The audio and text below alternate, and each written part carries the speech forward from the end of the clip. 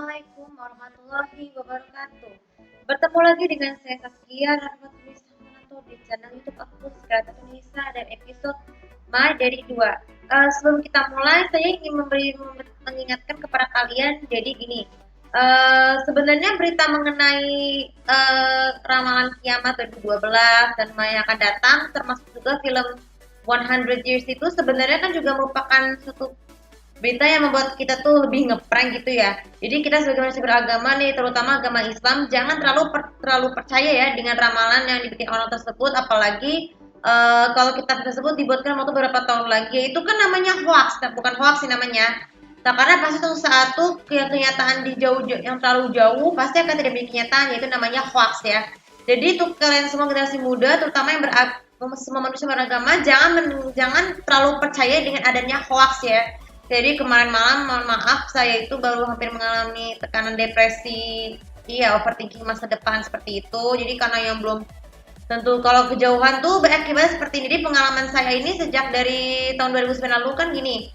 Ya waktu tahun 2009 lalu itu kan saya mau baru dengar kabar rawan kiamat tuh akan terjadi pada 1 Desember 2012. Tapi kenyataannya hanyalah hoax atau prank ya.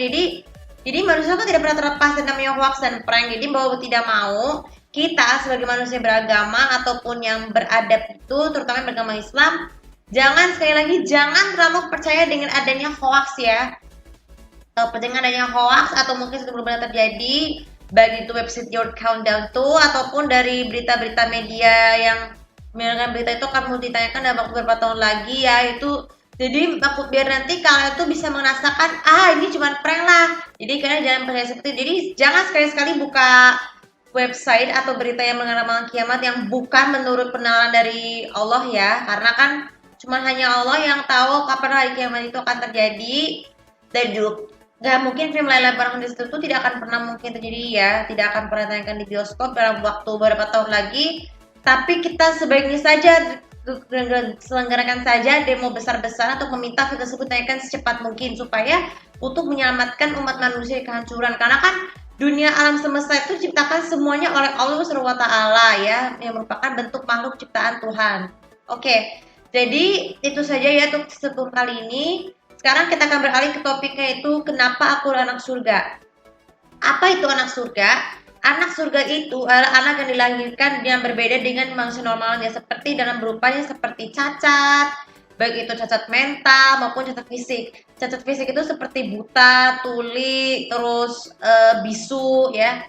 Terus cacat tangan dan kaki, jadi kaki dan tangannya jadi buntung ya. Terus muka yang tidak sempurna seperti monster, mengalami bibir sumbing ataupun pembesaran kepala, ya itu namanya contoh cacat fisik. Dan cacat mental itu ada autisme, ada kelainan autisme, terus ada mengalami sindrom dan lain sebagainya. Mungkin saya ini termasuk golongan anak surga yang berupa mental autisme, karena aku kadang sering berbicara sendiri ya. Sehingga ayah dan bunda tuh pernah mengomelin saya tuh, teh tuh nggak boleh bicara sendiri, nanti kamu kayak anak autis loh.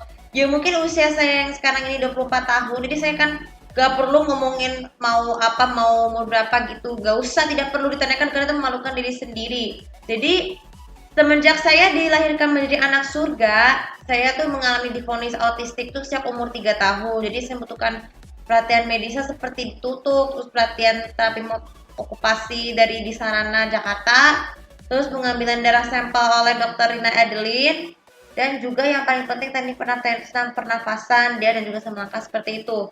Jadi sebenarnya tuh kayak saya tuh memang akan tetap selamanya menjadi anak surga ini, bukan hanya sekedar diberikan perawatan yang khusus, tapi juga dari sejak aku SD sampai SMA itu saya sering menjadi korban perundingan, sehingga takut kalau misalnya saya difitnah, takutnya ayah bunda saya tuh marah sih menghukum saya. Jadi kan Allah tuh memang menciptakan saya ya sebagai manusia autistik itu karena merasa dirinya berbeda dengan orang lain yang biasa makan makanan bebas. Tapi kalau saya itu khusus diperuntukkan bagi orang autis itu makan makanan yang bergizi saja. Kenapa? Karena alasannya gini.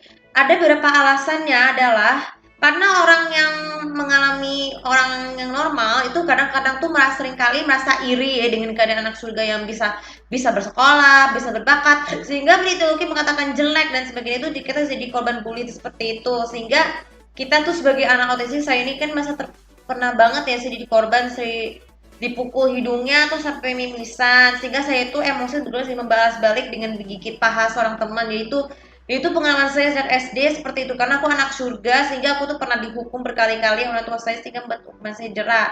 Ya wajar lah orang tua menghukum anaknya itu pasti akan memberikan pelajaran yang berharga tuh anaknya supaya tidak mengulangi kesalahan yang sama. Nah, bicara mengenai soal itu, kasus perundingan lagi di yang terparah itu adalah sejak SMP, yaitu ketika aku itu pernah ini ya pernah mengatakan disuruh ngapa yang gak bener. Ya misalnya diajak nonton film jorok gitu, saya tidak mau. Kenapa? Karena alasan ya karena usiaku waktu itu kan adalah 14 tahun ya. Saya itu memang dari sampai sekarang saya itu merasa anti dengan adegan film jorok ya. Kalau apapun itu, jadi memutuskan untuk menutup diri aku sendiri dengan satu tangan ya supaya adegan itu sampai selesai itu karena dipaksaan ya. Dan terakhir saat aku dibully di SMA ya, aku lagi-lagi jadi korban perundungan lagi karena berkali-kali minta maaf tidak pernah tobat karena memang maksudku saya pernah dari kata memaafkan ya.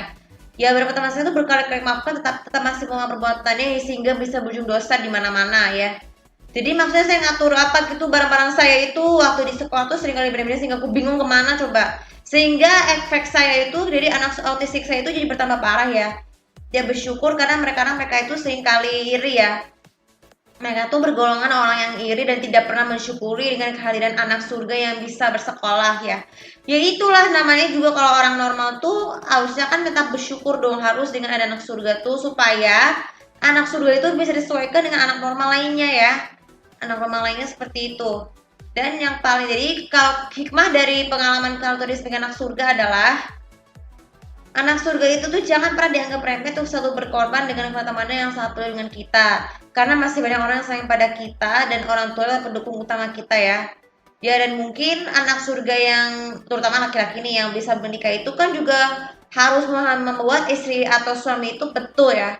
Suami itu betul memahami kerja istri itu orang dulunya anak surga. Jadi anak surga itu tuh adalah anak yang bisa diberikan yang anugerah besar begitu pada Tuhan ya supaya kita bisa mengetahui orang yang normal tuh harus mensyukuri dengan adanya kehadiran anak surga itu bisa jadi sebagai teman yang baik dan bisa mengharukan diri kita merenungkan diri kita sendiri kenapa mereka diciptakan seperti itu bahwa bahkan saya itu orang autis itu diciptakan oleh Allah karena memang saya itu berharap bisa jadi orang sukses dan bisa beragam seperti orang normalnya. Jadi video ini saya tujukan kepada kalian semua menonton ini kan kalian akan pasti akan terharu ya dan bagi penggemar sinetron pun juga begitu ya. Kalau ada saya penontonnya sebagai anak surga tuh jangan menganggap remeh seperti itu dan berhenti merendahkan orang anak surga itu anak yang tidak berguna. Anggap bersyukur saja dengan kehadiran makhluk ciptaan Tuhan itu tidak akan pernah ada yang sama. Pasti dia berbeda-beda ya. Baik itu fisik maupun mental. Setiap manusia itu diciptakan dengan oleh Tuhan dengan cara yang berbeda. Oke, untuk video kali ini semoga bisa bermanfaat.